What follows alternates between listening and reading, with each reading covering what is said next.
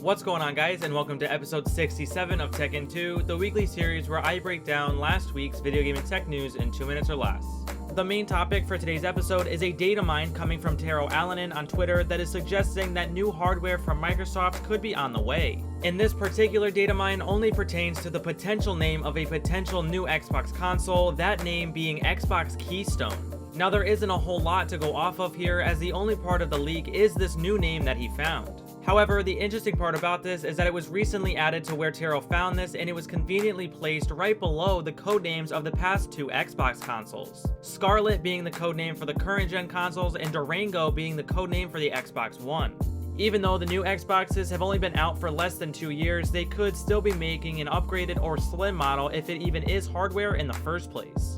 In other news, the LEGO Star Wars remake is getting 7 total DLC character packs based on The Mandalorian, Solo, Rogue One, and more. EA held a showcase showing off a ton of changes that they're making in the Dead Space Remake, along with a release window of early 2023. E3 will reportedly be returning this year with another fully online event. Warzone is interestingly getting a full port to mobile built from scratch. Gotham Knights has finally been given a release date of October 25th, while Forspoken was delayed to October 11th. Super Nintendo World in Hollywood is confirmed to officially be opening next year, and 3 investors who reportedly knew the Activision CEO are now being suspected of insider trading after Microsoft's Activision Blizzard purchase.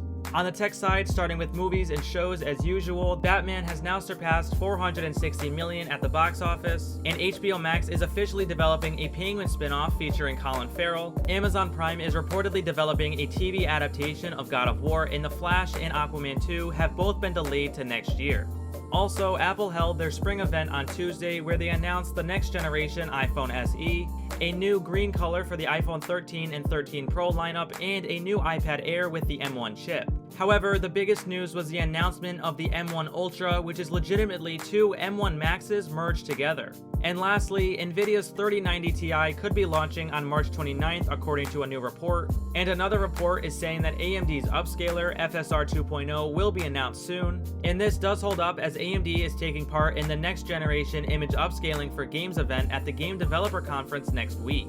That's gonna do it for this episode, so make sure to subscribe to the channel and drop a like before you go. And as always, leave a comment with your thoughts about any of the news this week. Anyway, I hope you enjoyed, and I will see you guys in the next video.